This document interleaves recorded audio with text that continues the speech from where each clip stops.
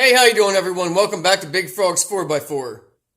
This week, we're going to be putting rear pads and rotors in a 2006 Chevy Suburban with a 6-liter V8.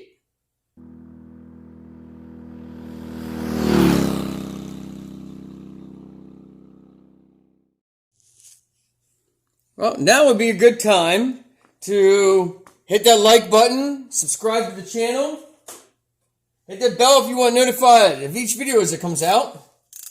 Alright, you're going to start off with a 13 millimeter, and you're going to need an 18 millimeter. If you can get a longer handle ratchet, it makes it easier. I'm going to use all hand tools to show you how to do this. Also, you're going to need probably a large hammer if your rotor is rusted on tight. So basically, you just want to remove both your 13 millimeter bolts here for your calipers.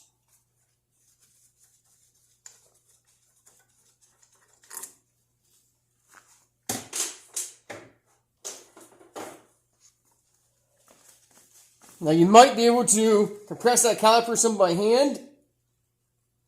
Just kind of grab and pull. Long flathead screwdriver.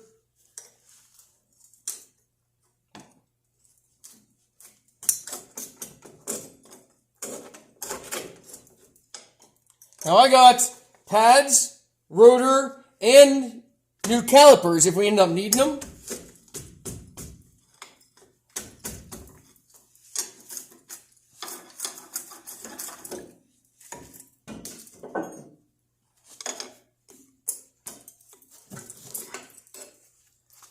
Oh, there you go. Just starting to touch metal.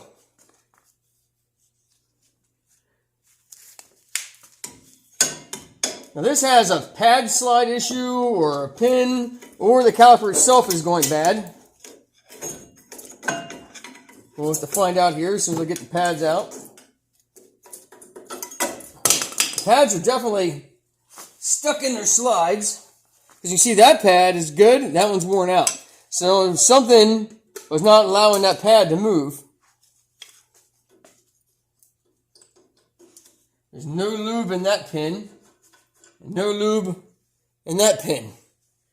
They're not C's, but they definitely weren't free. They weren't moving in and out.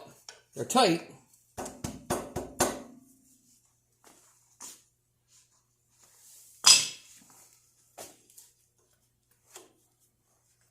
So it looks like I'm going to have to get some vice grips or something and kind of work that pin out and work it free. Spray a little bit of lube in there.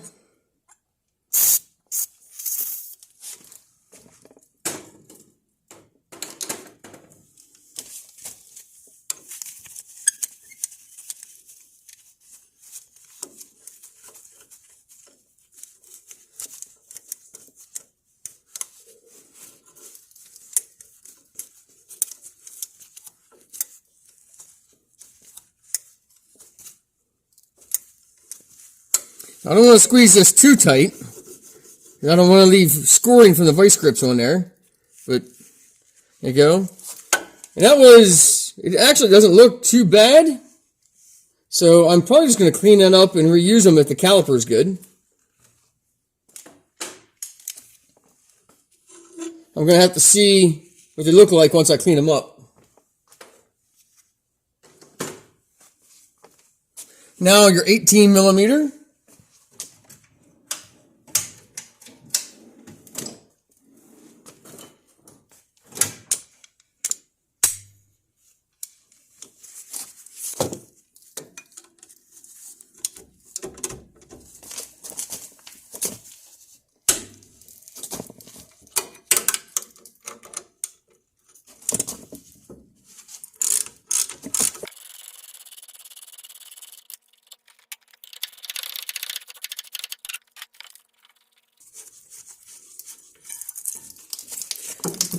Now with your caliper mount here, you're going to want to make sure that your new pads came with hardware. If not, you're going to make sure you clean these up. Remove them carefully if you're reusing them. Clean the rust that's built up underneath, because a rust from the caliper will press up on the hardware and pinch your pad in, and the pad won't freely move. So make sure that you clean and lube this with brake lube, top and bottom, and then reassemble it.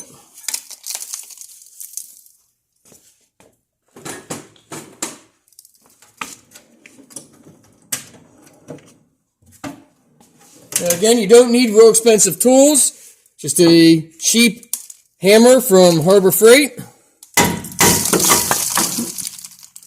Apparently the light's not going to stay on while I'm pounding on this.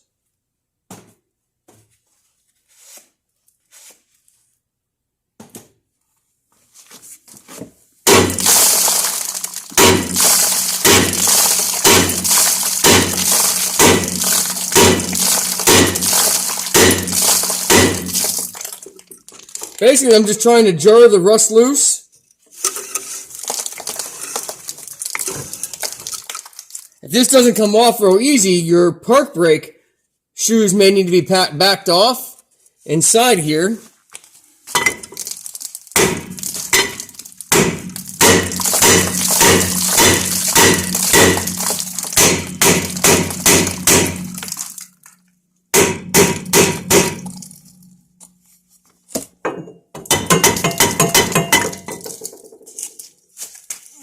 What a pile of rust.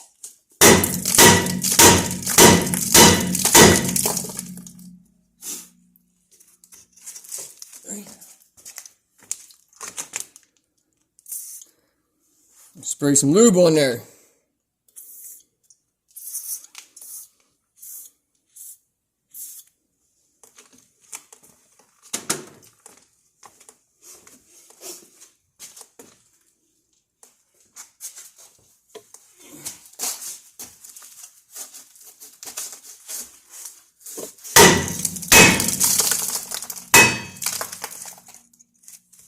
There we go. Start to break free.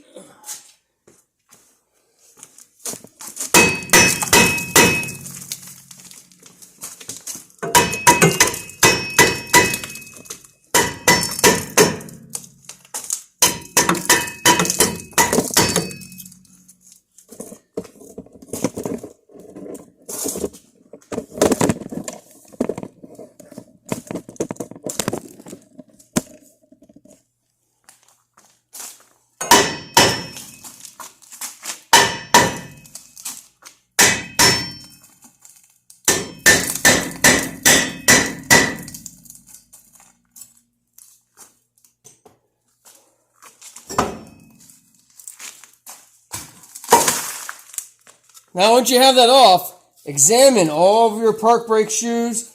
If they're coming loose from this ring, from the backing, replace them. So look at them close. You definitely don't want them coming loose because they could jam in then on your rotor and lock that wheel up or cause that wheel to drag. But these all look like in really good shape. I'm going to flip the rotor over. I can see that they were pretty well adjusted. They were just barely touching the inside of the rotor. You can see where they were just keeping it a little bit shiny.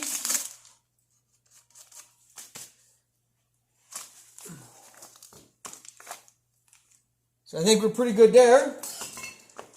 We're going to clean all this rust up before we put the new rotor on. I took a wire brush and wire brushed all the rust off and did a real light coating of anti-seize.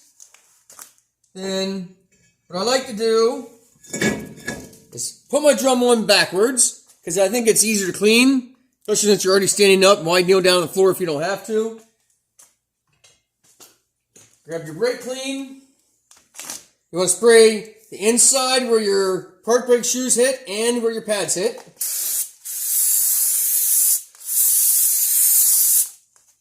Then a clean towel and wipe it all down.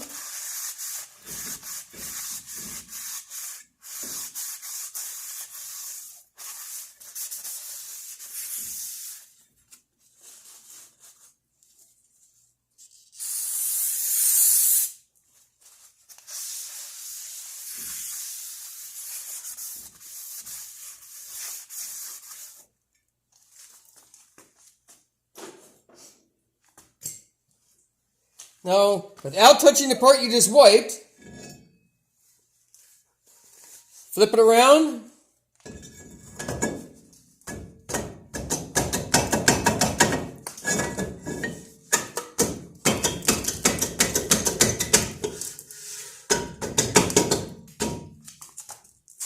Now make sure that the rotor is fully seated on there. Rotate it. Your park brake shoes should just barely touch the inside of the rotor, inside of the drum part of the rotor.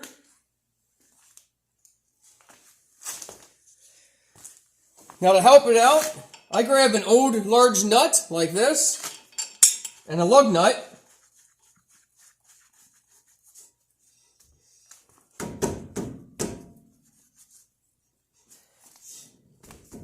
And that'll hold everything back nice and tight and square, so when you put your pads and everything on, the rotor is not sitting there loose.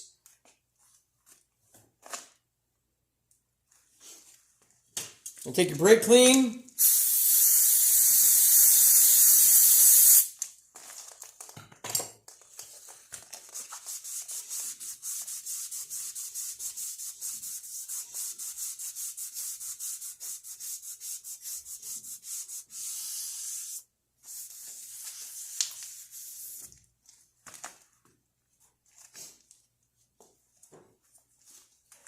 This is the point where you want to clean up your caliper. So we're going to knock off the old hardware. The new shoes came with hardware, so we're going to toss this garbage. Then I'm going to clean up with a file, a wire brush, whatever you need to get any rust and dirt out of here. Then I'm going to spray lube in there and probably run a drill bit, just slightly smaller than that, in and out, and just clean any rust out of the holes. The other side's really good. This is the only side that had some rust in. And then I'll clean the pins up. 3/8 drill bit. The size up from that's too big, so I'm going to use 3/8. And I'm not drilling all around. I'm not making the hole bigger. I'm just using the drill bit to kind of just grind out the rust inside.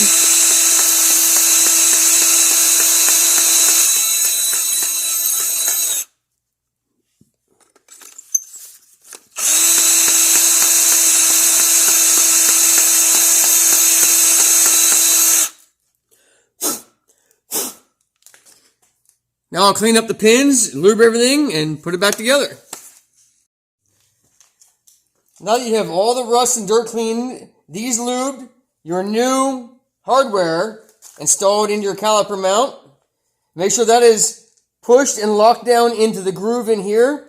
This sits down in, but what really holds them in is right here in your caliper mount. You press them in and they'll slide and kind of lock in. Once that's all lubed, I put blue Loctite on the caliper mount bolts. Anything that you take off of a vehicle that has Loctite on from the factory, you should put Loctite on to put it back in. These have Loctite on, so I'm putting them back in with Loctite.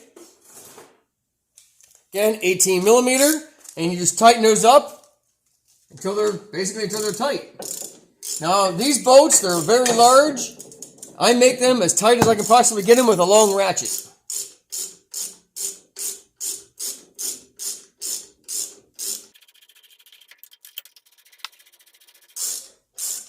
If you get any brake lube from your slides onto your rotors, make sure you get that cleaned off before you put your pads on.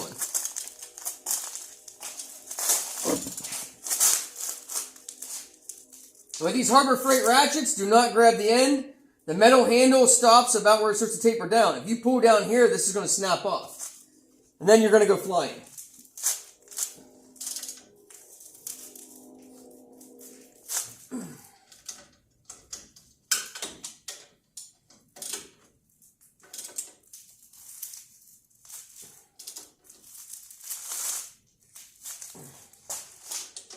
Again, make sure you lube and make sure your seals for your pins here are all sealed up and this is all lubricated and they slide easy.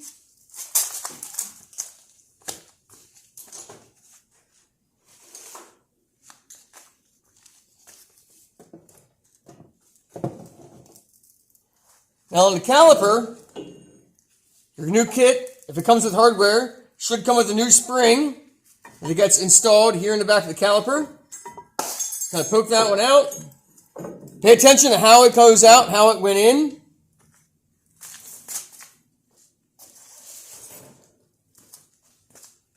And you grab your new one, install it.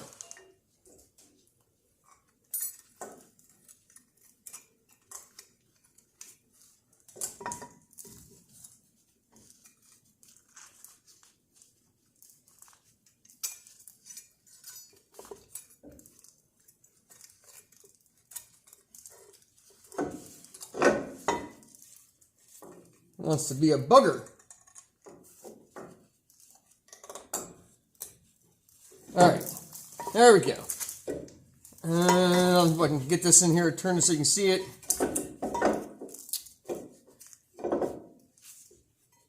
But this piece presses and locks up into here. Then there's a little tab that locks over to here. So the bigger tab to here, the smaller tab to here. Now with your pads, these have the brake wear indicator here on the pad. So you want to make sure that that pad is to the inside and it isn't in the direction that you normally would drive. The wheel comes around this way and hits the indicator. If you put it on, the other pad on, let's see, they're both going to be the same, but if you put it on, let's see, like that, the indicator, the tire's going to come down. If it starts to hit, it'll just bend it out of the way and snap it off. So you always want your indicators to face the top, or you want to face the direction that the tire is spinning in so that it hits it. So in this case, like I said, both of them will be at the top because the tire spins this direction.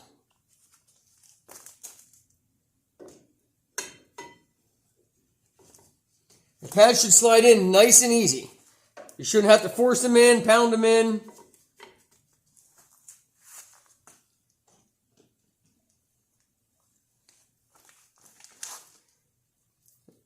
And even though these have a silent padding on the back of them, I like to put a little lube on there. It just helps this stuff last longer. It won't rub through. And I do it on both sides where the caliper hits the pad.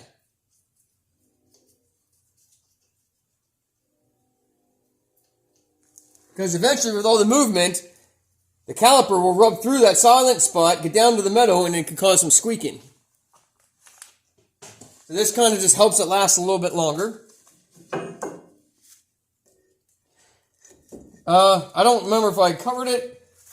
When you compress your caliper, you can want to compress it.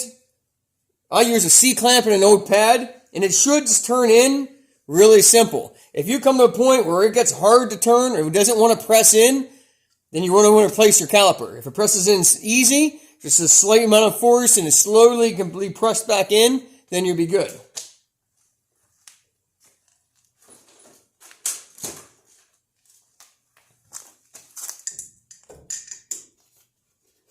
Get my first bolt started.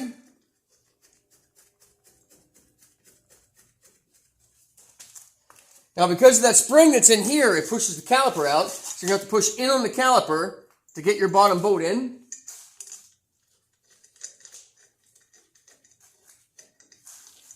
Never start them with a gun. Always screw these in by hand because they're not hard to cross thread if you try to use a gun. And these are a little bolt, so do not go crazy and man on them. Just snug them up until they're tight. You do not want to snap these off because then you're going to be running back to the parts store.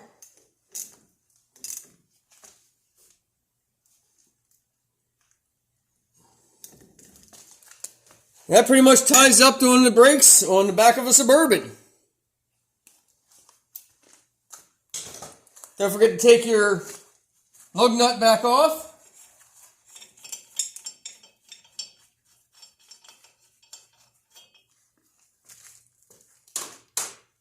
If your rim has corrosion on the back, make sure you clean all the corrosion off and then anti-seize the back of the rim so that it doesn't corrode again in the future. Put your lug nuts on, torque them down. Check your torque specs online, check in your owner's manual, call the dealer, whatever you want to do. Normally on a truck this size, 6 lug, with aluminum rim, I'll do 120 to 130 foot-pounds. Always torque and cross pattern across from each other. So boom, boom, boom, boom, like that. I always go around twice because if you are slightly cocked on the wheel or whatever, you may get a little tighter on this one and a little bit looser on this one. So if you go around twice, you're sure that that is seated. It only takes an extra minute to go around twice. Better to be safe than sorry. Thanks for watching Big Frogs 4x4. Don't forget to like and subscribe. Hit that bell if you want notified each video as it comes out. And as always, God bless.